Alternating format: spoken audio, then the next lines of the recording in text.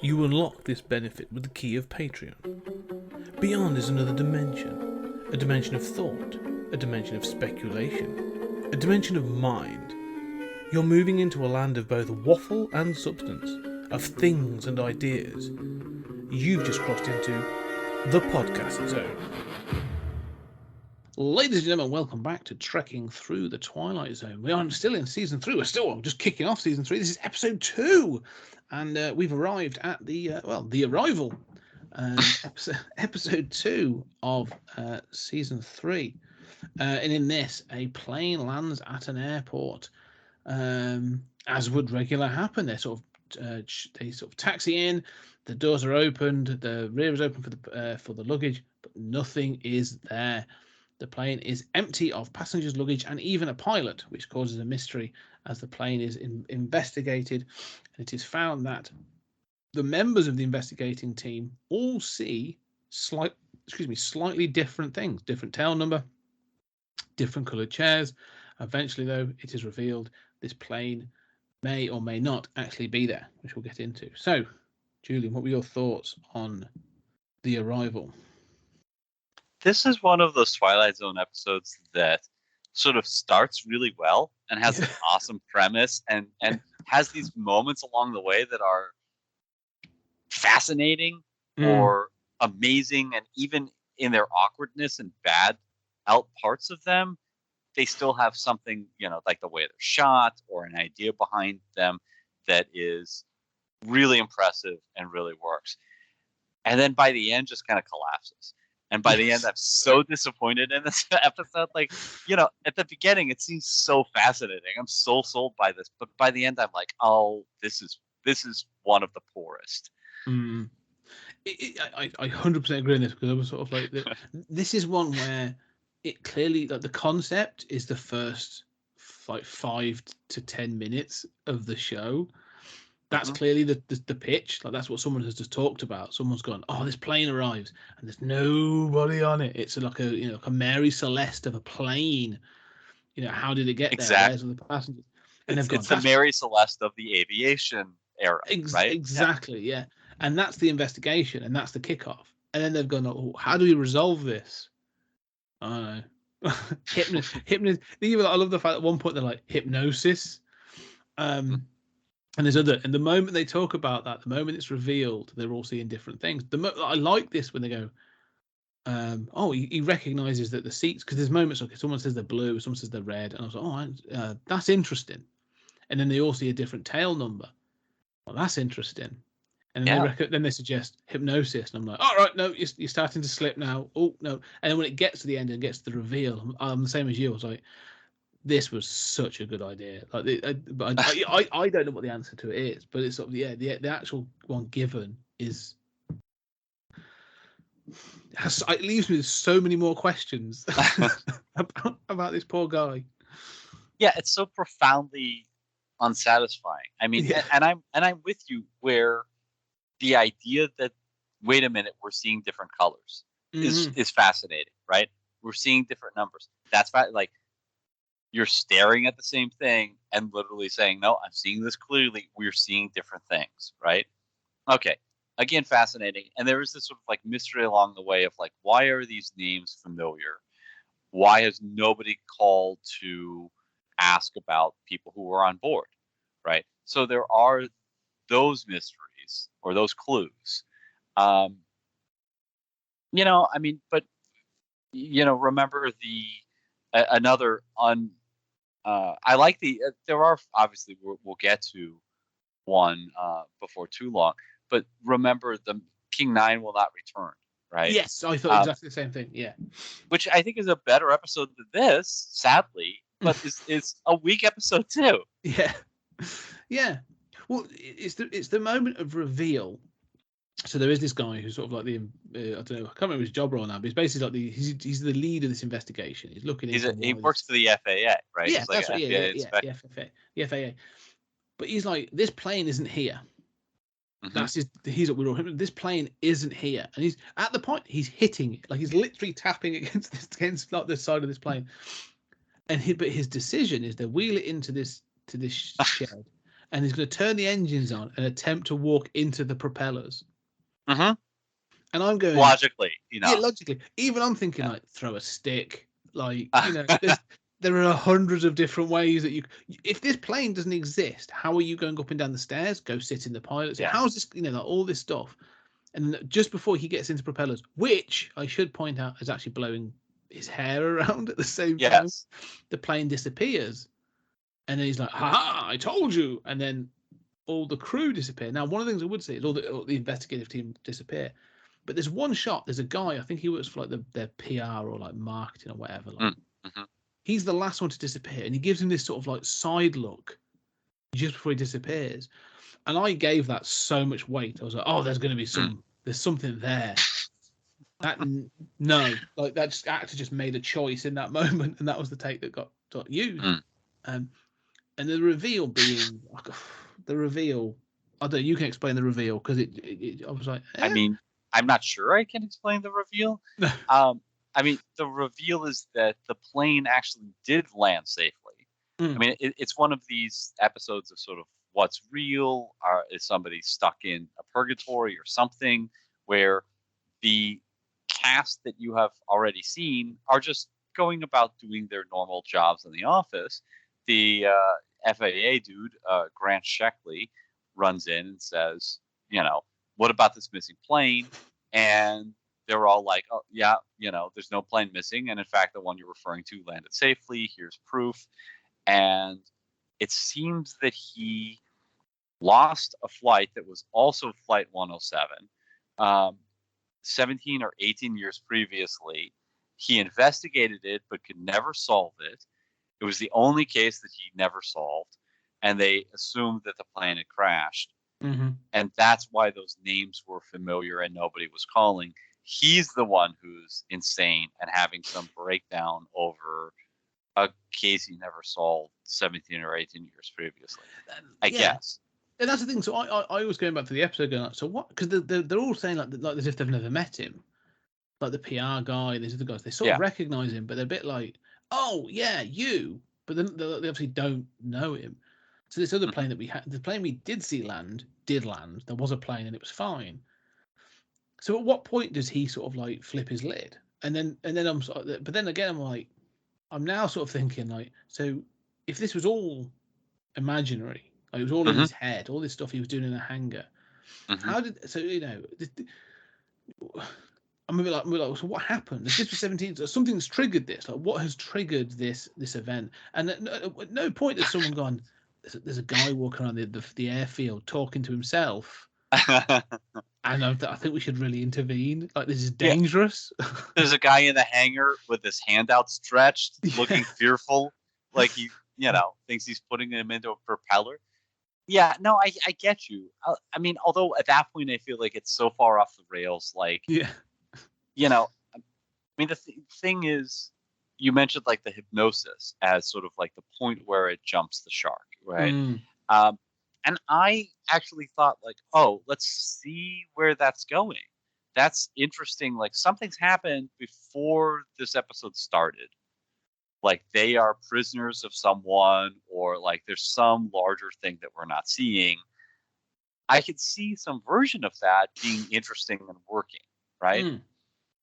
But then it's just that's thrown away as quickly as it's mentioned, and then you have this, this test, which is shot brilliantly. I mean, the way it's shot of him putting his hand out, I thought was incredibly visually effective. Although you, as you point out, you do wonder, like, why have you chosen this? And I was able to kind of go with it in the sense that obviously they are interacting with this plane. Obviously, their hallucination is such that they can't engage with it, right? So it seemed as if putting your hand into the propeller was like such a dramatic thing. It still doesn't make sense that that's the first thing you think of, but it was like, this is such a dramatic thing that is what would cause the brain to just go, I can't continue with any of this, right? No, so I could kind of like, I sort of see it. Go with but even because I always be like the people that are with him in the hangar, like you've got like an engineer, and the PR guy and someone else, like the head of the whatever. Well, none of those are there.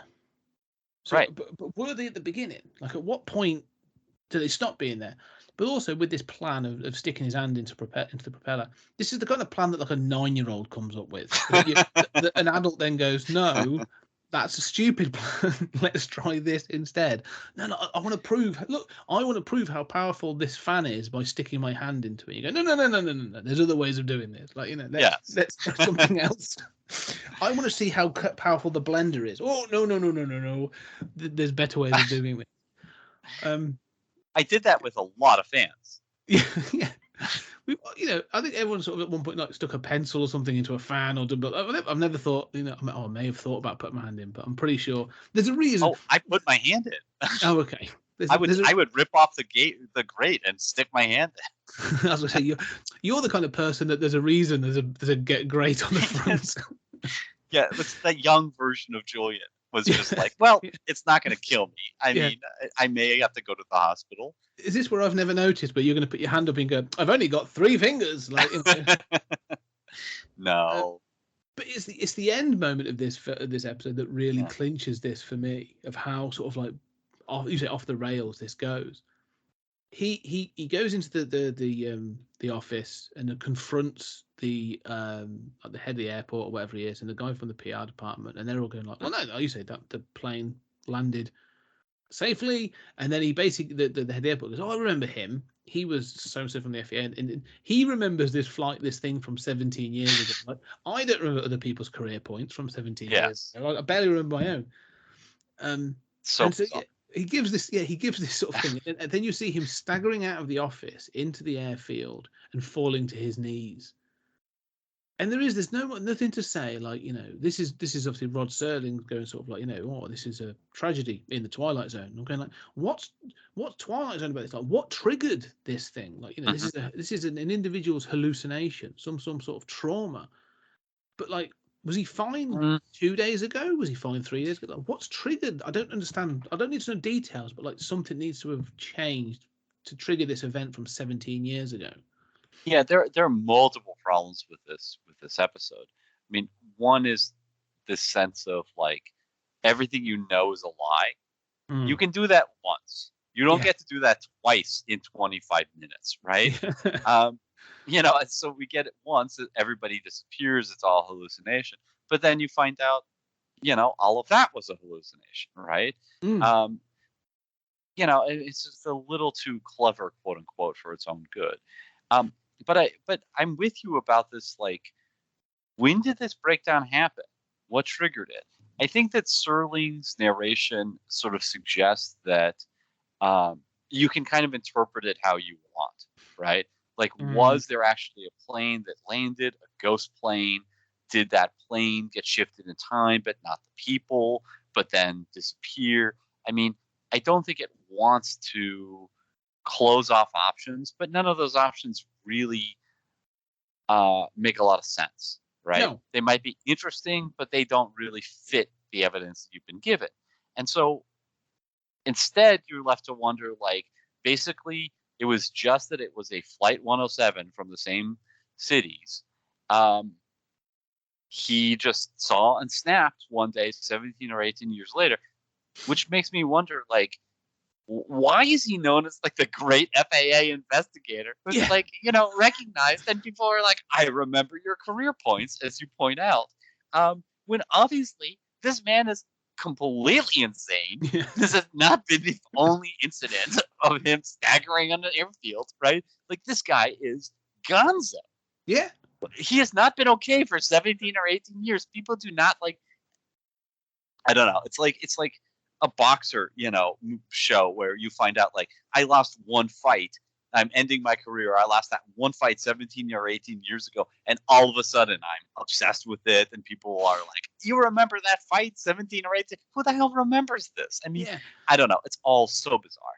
In the end, this is, like you say, the ending feels so rushed, because even if you change the time frame, it happened in the last 2 years, like, make it closer, and he's actually been, oh, we thought he was on the road to recovery, and then, like you say, just these factors came together, like, you know, the flight number, the flight time, or whatever, the location or the destination, something that triggered him or something. But yeah, 17, 18 years ago feels like, you know, like, oh, okay, this clearly can't be the first time this has happened. In which case, he's not fit to do this job and should really have someone taking care of him. Like, he needs some sort of intervention. Because he falls to his knees and he's just gibbering. He's repeating the same thing over and over again. And I'm thinking, like, this poor chap's like really needs some help. Like, you know, they've let him stagger out the office, and no one's so, like, next scene will be just some security guards, like, just, you know, ambushing this poor guy and dragging him off. One thing I wanted to sort of finish before we wrap this episode. This episode pointed something out to me that I've thought about before with this series. This series works best, for me at least, when the weird feels like it's having an impact on you know, like it has a lasting impact. Like the you know, the event has like a there's a tangibility to it, like to the weird. Do you know what I mean? Like someone's let go. Like it changes. It has consequences. It changes. Yes, it changes the consequences. But this one feels like just someone's, like you say, having mental health issues. In which case, I'm like, I know this is the system, still, but like this is just a tragic story of someone with trauma. Like, you know, it's not the weird, or like, you know, like even like going back to the last episode with 2, like, you know, you're going into a different world where there's an event that changes the course of things. Like you've got that bit of weird. Yeah, this one just felt really sort of like, I was like, oh, okay. It was like, it started really well. I'm so upset. But yeah. I mean, I would put this in the category of sort of the very first Twilight Zone episode. Where is everybody? Where, you know, that's a much better episode. But there, the explanation is just, oh, it's all been a hallucination due to preparing for spaceflight. Here, it's not even a clear explanation, and I feel as if, like, it would be totally in line and almost make more sense if at the end of this episode, I mean, it's a great image of him sort of broken down, you know, on the tarmac. It's a great image. You can kind of see why that would be something you'd go for. But he could look around. I mean, first of all, like, the guys could come out and follow him, and somebody comes from the mental institution that he's just escaped from. Yeah. And now you find out those 2 guys were orderlies from the mental institution. He's not an FAA investigator at all, and he's not even on an airport. And that would make as much sense, if anything, more sense. You know. So exactly. if you can say that, what mattered in that story, right? Exactly. Yeah. And that's how this one felt, inconsequential in a weird way. Emmy, any final thoughts then on the arrival? Well, I mean, not really. I don't have anything else to say except that it's clear that he's in some sort of alien human zoo where they're brainwashing him and triggering hallucinations and seeing what happens. This should have been the one. Not? Yeah, maybe. Or he's in a purgatory having to live through the same event over and over again. We've seen that enough times as well. So yeah, it could be any one of those excuses. The fact that we're picking them out, I think, sort of highlights the sort of issue with this episode. But oh well. Anyway, ladies and gentlemen, thank you very much for listening. If you enjoy what we're doing, please leave a review and check out the rest of our Patreon. But for now, thank you very much, and we'll see you on the next episode.